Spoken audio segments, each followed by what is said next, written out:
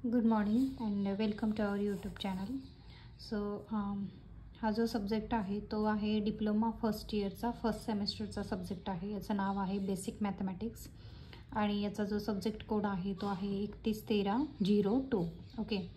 So हा जो subject आहे बेसिक मॅथमॅटिक्स याच्यामध्ये टोटल जे आहे ते तुम्हाला 12 चॅप्टर आहेत आणि तुम्हाला जे 12 चॅप्टर आहेत हा जो आहे तो पहिला युनिट फर्स्ट आहे.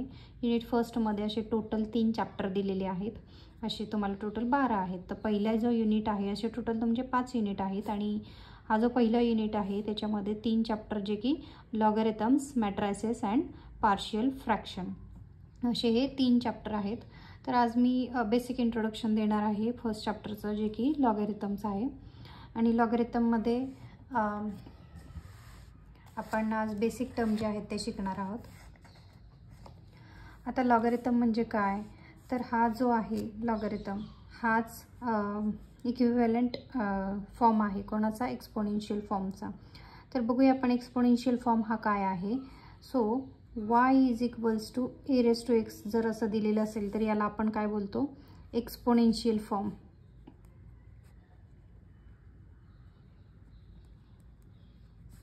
Exponential form. ओके. सो याचा हा लॉगॅरिथम फॉर्म जो आहे तो असं लिहितात बघा. हा जो असतो तो बेस आहे आणि हा आहे पॉवर. ओके. याला एक्सपोनेन्शियल फॉर्म म्हणतात. तर याचा लॉगॅरिथमिक फॉर्म जो आहे तो असा असतो बघा. एक्स हा एक्स इथे येणार इज इक्वल्स टू लॉग हा जो आहे तो वाय इथे येणार, लॉगच्या समोर वाय आणि या जो जीचा कॉर्नर आहे इथे लिहायचा ए हा कुठं आहे, बेस आहे बघा. हा जो बेस आहे तो इथे जीच्या इथे लिहिला. याला आपण बोलणार आहोत logarithmic form.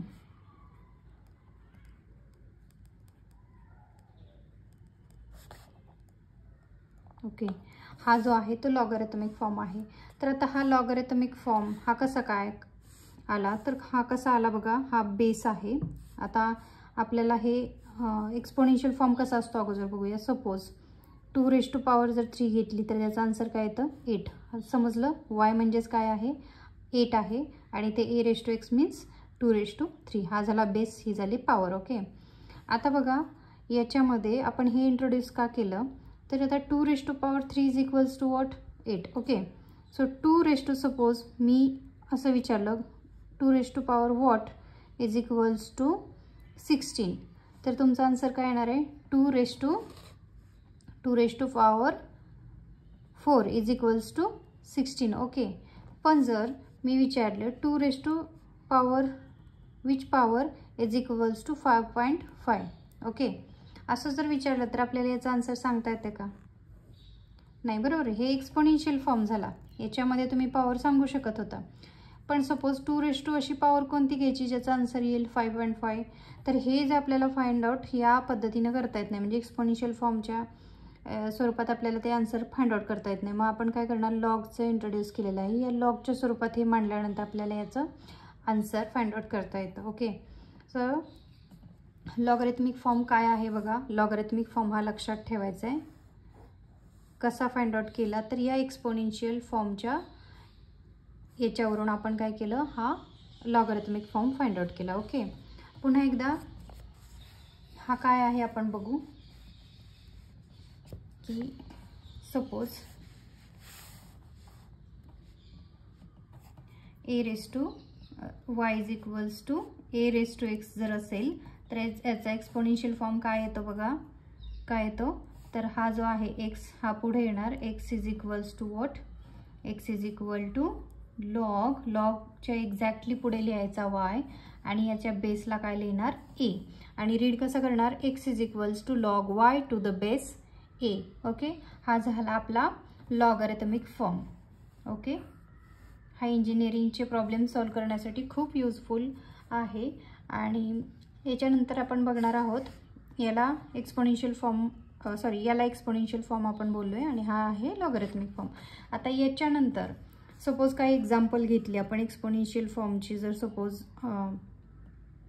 3 raise to 3 is equals to 27 असं जर केलं तर याचा लॉगॅरिथमिक फॉर्म आता लिहायचा आहे. तर कसं लिहिणार, ॲज पर रूल काय आहे, ही जी पॉवर येते पुढे येते 3 इज इक्वल्स टू वॉट, पहिलं लॉग लिहून घ्यायचं, LOG लॉग. Okay, log. आता हा जो 27 वाय आपण काय लिहिला, पुढे लिहिला बरोबर, त्याचप्रमाणे इथं काय आहे 27. सो 27 इथं लिहायचा आणि बेसला काय लिहिणार, हा 3 लिहिणार बरोबर. येते लक्षात. तर याप्रमाणे 3⁻³ इज इक्वल्स टू 27 हा झाला एक्सपोनेन्शियल फॉर्म आणि हा झाला लॉगॅरिथमिक फॉर्म. जर आपल्याला लॉगॅरिथमिक फॉर्म जर दिला, सपोज मी घेतला कोणता घेऊया बरं, logarithmic form. Okay, 1/2 is equals to log 4 to the base 16. Okay, तर आता सिम्पल आहे. याचा फॉर्म जर आपल्याला लिहायचा इकडे, तर काय करायचं, आपण काय केलं होतं, हा बेस आहे तो इकडे घेतला होता. पहिला आपण काय करून घेऊया, लॉग लिहून घेऊ. टू द बेस काय होता, सॉरी लॉग आपल्याला नाही लिहायचं इथं काय लिहायचं आहे, एक्सपोनेन्शियल फॉर्म लिहायचा आहे. बेसला काय आहे इथं 16 आहे. ओके, आणि पॉवर जी आहे ती आपण पुढे घेतली होती, म्हणजे 16ची 1/2 घ्यायचा आणि इक्वल टू काय येणार आहे बघा, हा जो 4 आहे तो इथे मांडला बरोबर. असं लिहिलं तरी चालेल, राईट. हा झाला कोणता, एक्सपोनेन्शियल फॉर्म. त्याचा हा काय आहे, लॉगॅरिथमिक फॉर्म. म्हणजे आपल्याला उलटही लिहिता येतं आणि इकडून एक्सपोनेन्शियलकडून लॉगॅरिथमिक फॉर्मकडे सुद्धा जाता येतं. आता याच्यानंतर जे आहे तो आहे टाइप्स ऑफ लॉगॅरिथम. त्याचे टाइप्स कोणते आहेत, types of logarithm. Okay, 2 type आहेत. पहिला जो आहे तो आहे नॅचरल लॉगॅरिथम.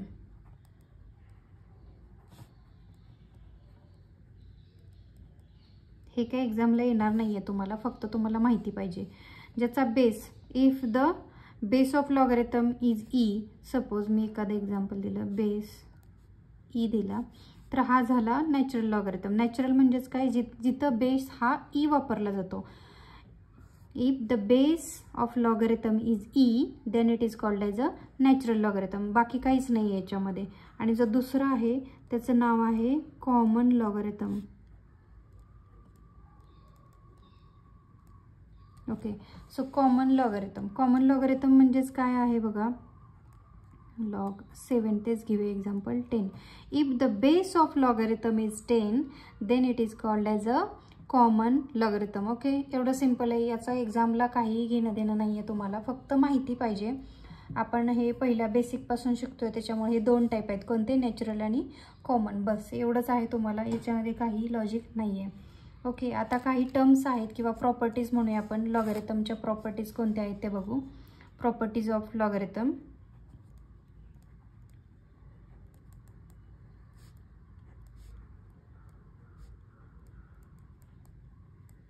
आत्तापर्यंत आपण काय शिकलोय, फक्त लॉगॅरिथमचा फॉर्म कसा असतो, एक्सपोनेन्शियलवरून आपण लिहितो आणि त्याचे टाइप्स पाहिले. आता आपण पाहतोय प्रॉपर्टीज ऑफ लॉगॅरिथम. जी पहिली प्रॉपर्टी आहे बघा, पहिली प्रॉपर्टी आहे, सपोज मी जर एक्सपोनेन्शियल फॉर्म तुम्हाला दिला a⁻0 इज इक्वल्स टू 1, तर प्रॉपर्टी बघा, आता इथे प्रॉपर्टी आहे, हे फक्त दिलेले आहे तुम्हाला, a⁻0 इज इक्वल्स टू 1. जर एक्सपोनेन्शियल फॉर्म असेल तर याचा लॉगॅरिथमिक फॉर्म कसा होतो बरं, कसं येणार बघा, लॉग बेसला काय आहे तोच इकडे बेस येणार आहे बरोबर. आपल्याला काहीच माहिती नाही, ही पॉवर आहे ते, सॉरी 1, हा जो पुढचा आहे तो इथं काय येणार 1 येणार आणि इज इक्वल्स टू काय येणार, हा पॉवर आहे ते पुढे जाते बरोबर, 0. आलं लक्षात.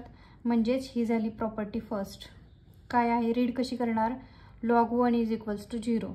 ए रीड नाही केला तरी चालेल, किंवा log 1 to the base a is equals to 0. This is the first property. Okay, लक्षात ठेवायचे कारण हे आपल्याला युजफुल असणार आहे प्रॉब्लेम सॉल्व्ह करताना. आता जो दुसरी प्रॉपर्टी आहे बघा, त्याच्यासाठी सपोज आपण a⁻1 इज इक्वल्स टू काय येतं, आन्सर पुन्हा एकदा एच येतं बरोबर. तर आता हा आहे एक्सपोनेन्शियल फॉर्म. आता आपण लॉगॅरिथमिक फॉर्ममध्ये लिहूया बघा. पहिला लॉग लिहून घ्यायचा.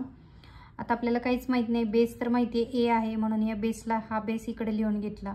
पॉवर कुठे जाते, नेहमी पुढे जाते बरोबर. मग हे काय झालं, ए हा आहे तो इथे लिहिलं बरोबर. log a to the base a is equals to 1. हे लक्षात ठेवायचं आहे, नेहमीच लक्षात ठेवायचं आहे. ही प्रॉपर्टी खूप इम्पॉर्टंट आहेत या दोन्ही पण. Log a to the base a, म्हणजेच लक्षात ठेवायचं बेस आणि ही जी याला काय म्हणतो आर्ग्युमेंट बोलतो आपण. बेस आणि आर्ग्युमेंट हे जर दोन्ही सेम असतील तर त्याची व्हॅल्यू नेहमीच काय येते 1 येते. सपोज मी म्हटलं की ते log 7 टू द बेस 7 म्हटलं तर त्याचे आन्सर काय येणार आहे अगेन 1 येणार आहे. हे तुम्हाला प्रॉब्लेममध्ये लक्षात येऊन जाईल. या 2 महत्त्वाच्या प्रॉपर्टीज आहेत. त्याच्यानंतर आता आपण बघूया कितवी प्रॉपर्टी झाली, 2 प्रॉपर्टी झाली. आपण थर्ड प्रॉपर्टी बघूया. तो फॉर्म्युलाच आहे तसा, लक्षात ठेवा. a to the power log y to the base a is equals to only y. लक्षात आलं. हे बघा इथं कोणताही नंबर असेल, suppose 7 log 8 to the base 7 म्हणजे हा आणि ही जर व्हॅल्यू सेम असेल तर याचा आन्सर फक्त काय राहणार आहे y राहणार आहे. एवढं लक्षात ठेवायचं आहे. आणि त्याच्यानंतर चौथी जी प्रॉपर्टी आहे किंवा फॉर्म्युला म्हणा याचा आहे सेमच आहे पण log a raise to power x to the base a is equals to again x. सेमच आहे तर थोडासा फरक आहे. काय आहे log a raise to power x to the base a म्हणजे log 7 to the power suppose 3 म्हटलं आणि इथं पण 7 घेतलं 7 त्याची व्हॅल्यू येणार आहे x. आता सपोज एक्झाम्पल घेऊया आपण log शेवटच्याच एक्झाम्पल घेऊ 7 to the power 3 to the base 7 बरोबर. याचा आन्सर काय येणार आहे आपला फॉर्म्युलानुसार काय येणार आहे 3. याची फक्त प्रॅक्टिस असेल तर तुम्हाला ते जमून जाणार आहे काय आहे ते बरोबर. तर हा तुमचा प्रॉब्लेम झाला. आलं लक्षात. ह्या 4 प्रॉपर्टीज आहेत. कोणती पहिली आपण कोणती पाहिली होती log 1 is equal to 0, log 1 is equal to 0 असं लक्षात ठेवायचं. दुसरी जी प्रॉपर्टी होती ती काय आहे log a to the base a सेमच असेल तर त्यावेळेला काय म्हणणार आहे आपण व्हॅल्यू 1 म्हणणार आहे. थर्ड वन काय आहे a to the power log y to the base a is equals to what y. हेच इथं राहतं. लक्षात नाही राहिलं तरी चालेल. अशी टर्म दिसली की डायरेक्ट ही व्हॅल्यू इथे येणार आहे. हे काय आहे log a raise to power x to the base a म्हणजे बेस सेमच आहे बघा. त्यावेळेला राहिलेली पॉवर फक्त इथं काय येणार आहे आन्सर येणार आहे. ओके. या 4 प्रॉपर्टीज आहेत ज्या लक्षात ठेवायचे आपल्याला प्रॉब्लेम सॉल्व करताना ह्या युजफुल आहेत. आता आपण सगळ्यात महत्त्वाचा जो पार्ट आहे लॉगरिथमचा खूप इम्पॉर्टंट आहे. त्याचं नाव आहे लॉज ऑफ लॉगरिथम. काय आहे लॉज ऑफ लॉगरिथम. सगळ्यात महत्त्वाचं याच्यावरूनच आपण जे प्रॉब्लेम आहेत ते सॉल्व करणार आहोत. तर याच्यामध्ये 4 जे आहेत ते लॉ आहेत. जो पहिला आहे त्याचं नाव आहे लॉगरिथम ऑफ अ प्रोडक्ट.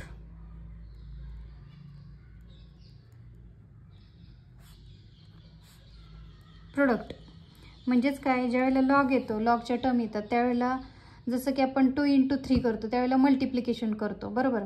तसं लॉगच्या टर्म आल्या तर तिथे मल्टिप्लिकेशन तुम्ही कसं करणार आहे तर त्याच्यासाठी काहीतरी रूल आहेत. तर तो पहिला रूल आहे कसा प्रोडक्ट करताना लॉगरिथमचा जेव्हा प्रोडक्ट करणार आहे त्यावेळेला कसा रूल वापरायचा आहे बघा. डायरेक्ट मी तुम्हाला फॉर्म्युला देते log mn बघा टू द बेस a हा कोणताही नंबर असेल वॉट एव्हर. mn म्हणजेच m × n असणार. डॉट आपण देऊ शकतो इथे m × n म्हणजे 3 × 4 असं जर असेल तसं तर इथं काय येणार बघा log m to the base a. Base विसरायचं नाही. मल्टिप्लिकेशन असेल तर ॲडिशन होते बघा इथं log n to the base a. Okay. आता मी सपोज याचं एक्झाम्पल लगेच देते तुम्हाला. लॉग ऑफ सपोज घेऊया 14. ओके. 14 हा नंबर घेतला आहे आणि त्याचा बेस देऊया 3. तर हे कसं लिहिणार आहे बघा तुम्ही. हे लॉग ऑफ 7 × 2 लिहू शकतो आपण बरोबर. म्हणजे हा फॉर्ममध्ये आला. याचा बेस आपण काय घेतला होता 3. आता हे सोडवणार कसं पुन्हा आपल्या रूलमध्ये. रूलनुसार काय आहे m × n जर असेल तर त्यावेळेला काय करायचं आहे आपल्याला ह्या टर्म ज्या आहेत त्या ॲडिशनने सेपरेट करायच्यात. म्हणजे log of 7 to the base what 3 जो बेस आहे तो दोन्ही पण टर्मला द्यायचा आहे to the base what 3. Okay. So हे कशाचं आन्सर झालं log 14 टू द बेस 3 चे आन्सर काय झालं log 7 + log 2. आता बघा या 2 टर्मच्या एकाच स्वरूपात लॉग लिहिता येतो म्हणजे आपल्याला उलटं पण जाता येतं. आलं का लक्षात? तर हे आहे पहिली प्रॉपर्टी कोणती किंवा पहिला लॉ कोणता आहे? Logarithm of a product. It's a very important. याच्यावरूनच आपण प्रॉब्लेम सोडवणार आहेत. आता त्याच्यानंतरचा जो दुसरा आहे तो आहे logarithm of quotient.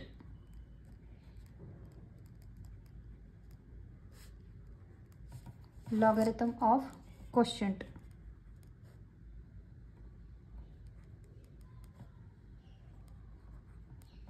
Logarithm of quotient. आता याच्यामध्ये कोशंट म्हणजे काय? ए बाय बीच्या फॉर्ममध्ये. मग जर लॉगची टर्म जर अशी असेल m by n to the base a असेल, एम एन आणि ए का कोणतेही नंबर्स असतील, तर हे काय येणार आहे बघा याचा answer log M to the base a minus log N to the base a. इथं काय झालं? हा फॉर्म्युला कसा असणार आहे? फॉर्म्युला लक्षातच ठेवायचं आहे. क्वोशंटमध्ये काय होतं? पॉवर ए बाय बीच्या फॉर्ममध्ये जर लॉग असेल तर हा सेपरेट कसा करणार आहे? डिवाइड असेल तर मायनस, मल्टिप्लिकेशन असेल तर काय सांगितलं? ॲडिशन होते सेपरेट करताना. लॉग दोन्ही टर्मला द्यायचा आहे, बेस सेम दोन्ही टर्मला द्यायचा आहे, फक्त यम इथे घ्यायचा आणि मायनस देऊन एन इकडे सेपरेट करायचा आहे. हा झाला दुसरा रूल. त्याचप्रमाणे आपण एक्झाम्पल पण घेऊ शकतो. एखादं एक्झाम्पल घ्यायचं म्हटलं तर कोणताही घेऊ शकतो. त्याच्यात रूलनुसार आत्ता जसं दिलं त्याप्रमाणे सुद्धा घेऊ शकतो. चला एक एक्झाम्पल घेऊया, काही प्रॉब्लेम नाही आहे. लॉग ऑफ 7/2 घेऊया टू द बेस 3. तर इथं काय येणार?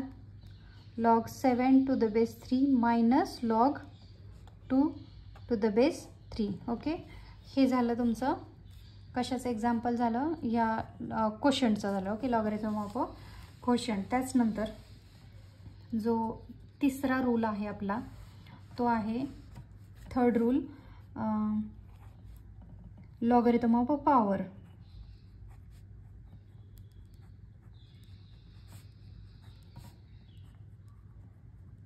ओके, लॉगरिथम ऑफ पॉवरमध्ये काय येणार आहे बघा कसं असतंय? लॉग जर एम टू द पॉवर एनच्या फॉर्ममध्ये असेल, बेस असं असेल, तर याचं काय येणार? एन जी पॉवर आहे का ती पुढं जाते, म्हणजेच काय? N log M.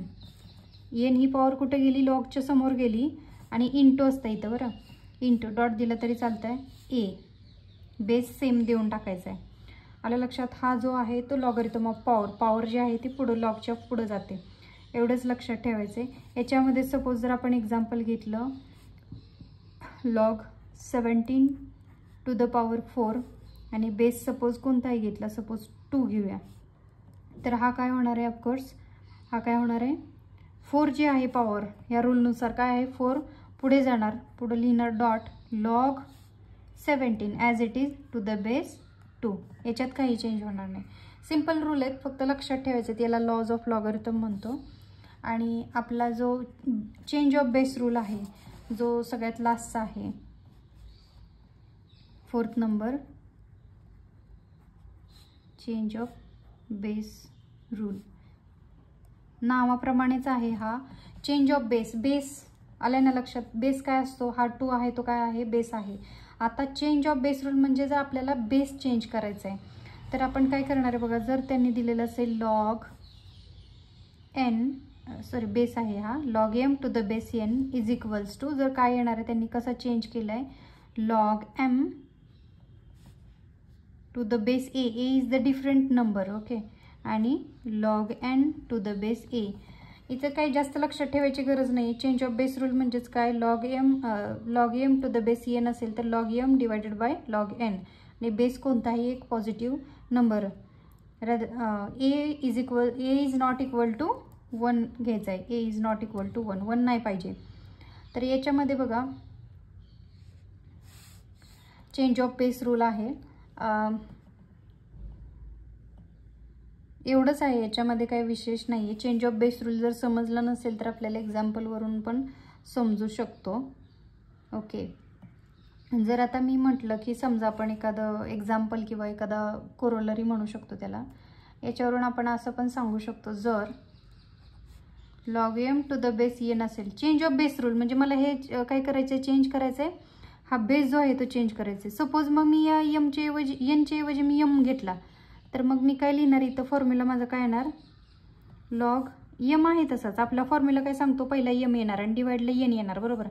तर log M to the base मी आता एमच घेतला मला हा काय नको आहे change of the base rule आहे म्हणजे मला बेस हा नको आहे एन तर मग मी एमच घेतला. आणि इथं सपोज आता हा लॉग एन आहे टू द बेस ए मी म्हटलेलं A1 नको आहे तर एम पण येऊ शकतो मग इथं एम घेतला बरोबर. पण आपला फॉर्म्युला काय सांगतो कोणता फॉर्म्युला बेस आणि हा जर इथला नंबर जर सेम असेल तर आपली व्हॅल्यू त्याची काय येते 1 येते बरोबर.